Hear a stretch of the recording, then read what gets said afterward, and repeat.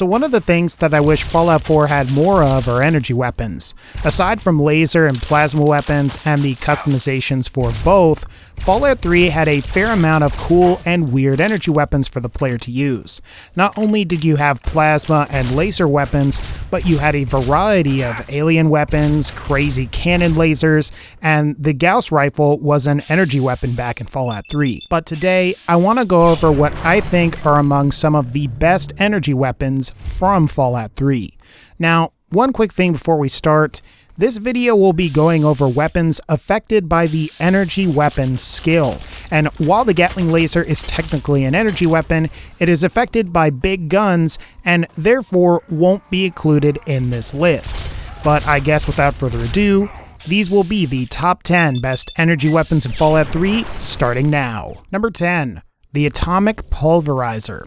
So this weapon has the lowest VATS cost of any energy weapon on this particular list, and should be a great choice for pistol users that are invested in the energy weapon skill. The Atomic Pulverizer is also one of the better energy pistols available, thanks to the fact that it has superior base damage to both the standard laser pistol and the standard plasma pistol.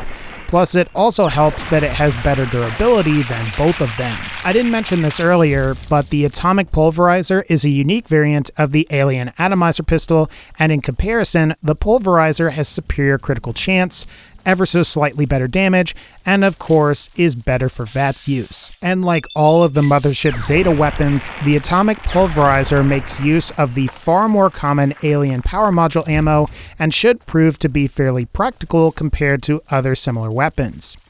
If you want this gun, it is located in the weapons lab on the Mothership Zeta in a locked room. Number 9. The WAZER Rifle.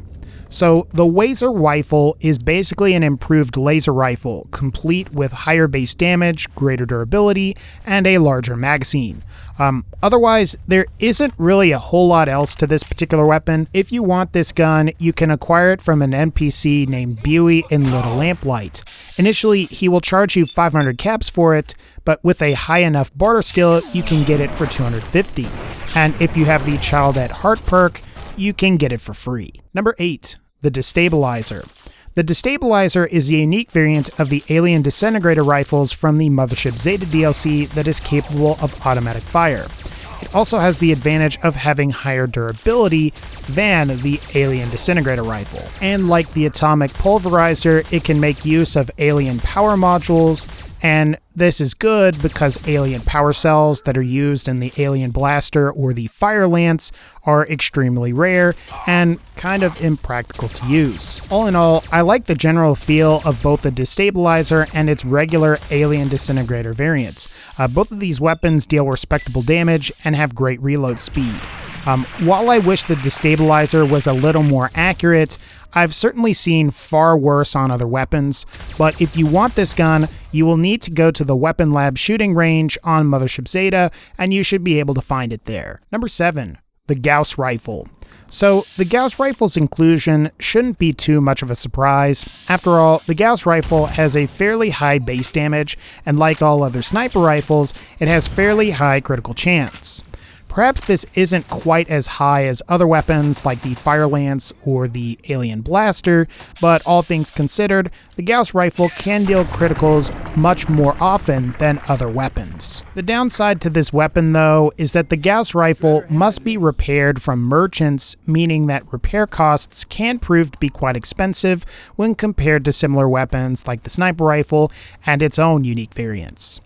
Regardless, if you want this gun, the best and only way to get it is by completing the Operation Anchorage simulation and taking it from the armory that you gain access to. Also, be sure to pick up the T-51B power armor there, as it is the best suit of power armor in the game. Number 6. The Tri-Beam Laser Rifle. So, the Tri-Beam Laser Rifle is quite powerful. It has the highest listed base damage of all of the laser rifles, and it's capable of some impressive DPS. And when you start to weigh in potential ammo costs, you'll start to realize that the Tri-Beam Laser Rifle is actually more efficient with your microfusion cells than a standard laser rifle is. With this said, I do think there are some notable problems with this weapon. The first is that you can only repair a Tri-Beam Laser Rifle with another Tri-Beam Laser. Plus, you may not like the ammo consumption on this gun, and the weapon's durability is fairly low as well. So if you do plan on using this weapon, you're probably going to want alien epoxy, as a steady supply of tri-beam lasers isn't necessarily in frequent supply. And speaking of supply, you're going to have to get lucky and find these on random enemies after level 20. Now, according to the Fallout Wiki, certain enemies like the Enclave and Talon Company soldiers tend to carry these more often. Despite some of these downsides though, the tri-beam laser is quite powerful, and if you don't have many other options available to you, it is a fantastic weapon. Number 5. The Tesla Cannon. So, the Tesla Cannon is pretty much uncontested when it comes to energy weapons that use electron charge pack ammo. Interestingly, the Gatling laser and its unique variants also use this ammo, but are categorized in the game as big guns weapons rather than energy weapons. Regardless, the Tesla Cannon is fairly powerful, it deals shock damage, and it pretty much maximizes the damage potential per round of electron charge pack or ECP ammo fired. While I would agree that the Gatling laser is capable of far higher DPS, you're getting superior single-shot damage with the Tesla Cannon, and if you're ammo conscious, the Tesla Cannon is by far the better option in my personal opinion. I only have a couple of complaints with this gun. The main thing is that I wish the Tesla Cannon had a scope, and I'm not too much of a fan of the constant reloading that you have to do. But still, I think the durability and damage potential of this weapon far outweigh some of those minor inconveniences. If you want the Tesla Cannon, you can usually acquire one at Adams Air Force Base or at the Citadel after you've beaten the Broken Steel DLC. If you didn't blow up the Citadel, 2 Tesla Cannons should be in the laboratory, and if you did blow it up, the 2 Tesla Cannons should be in the armory. Number 4. The Metal Blaster. In my mind, the best way to think of the Metal Blaster is that it's both a souped-up and shotgun version of your standard laser rifle. While you could also say the same thing about the tri-beam laser rifle or the WAZER rifle, the Metal Blaster is different because it is a shotgun laser that only consumes 1 ammo per shot. Not only are you going to be getting better damage from the Metal Blaster, but the critical damage can apply to each projectile, creating the opportunity to deal far more damage than what is actually listed. And provided that your luck is high enough, you should be able to get this high damage bonus to trigger fairly regularly.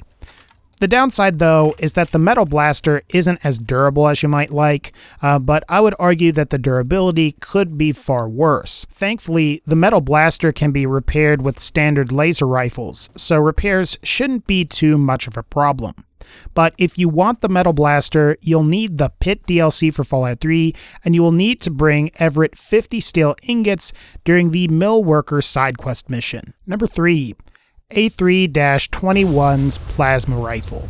So A3-21, also known as Harkness, has his own plasma rifle that is actually superior to the standard plasma rifle in pretty much every way.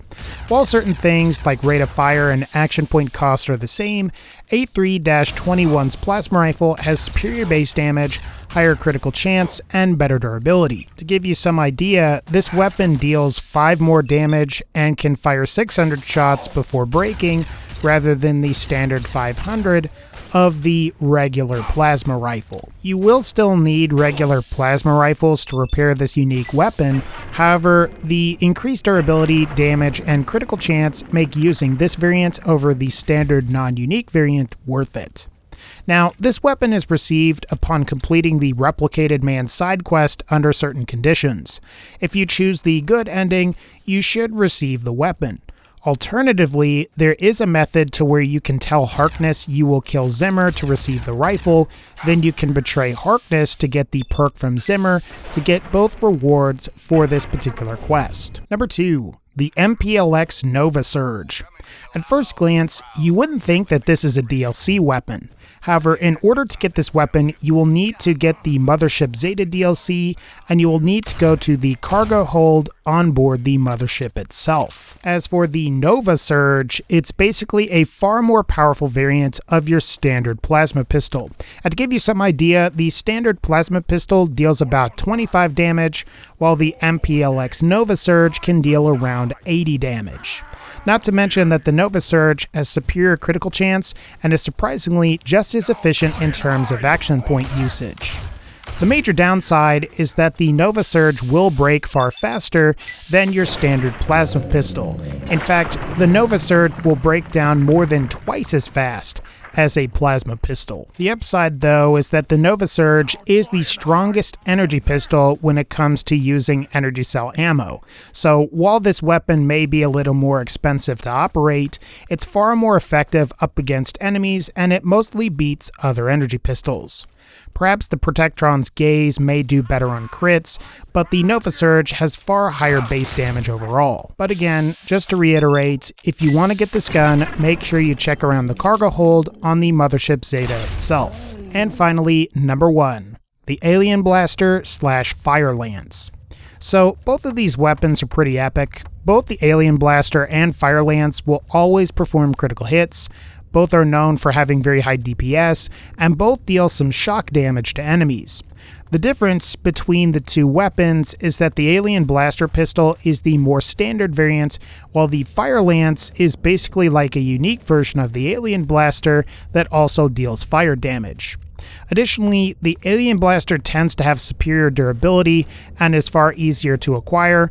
The FIRELANCE, on the other hand, is much less durable, is capable of superior damage provided the player has the Pyromaniac skill, and is far more difficult to acquire. There are some downsides. Both of these weapons suffer from having a finite ammo supply, and both weapons are extremely difficult to repair. And while I suppose you could get these weapons repaired at vendors or by using alien epoxy, consistent use of either of these weapons isn't really that practical. If you want these weapons, the Alien Blaster can be found around the unmarked Alien Crash site, where you start the Mothership Zeta DLC, or you can find one on the Enclave mobile crawler at Adams Air Force Base. As for the FIRELANCE, you will have to get really lucky and witness a random explosion, and then see the item drop as a part of a random encounter called the Unidentified Flying Debris. But alright guys, I think that's going to wrap up this particular video. If you like this video, feel free to leave a like, click the bell to join the notification squad, and as always, take care, and I'll see y'all next time.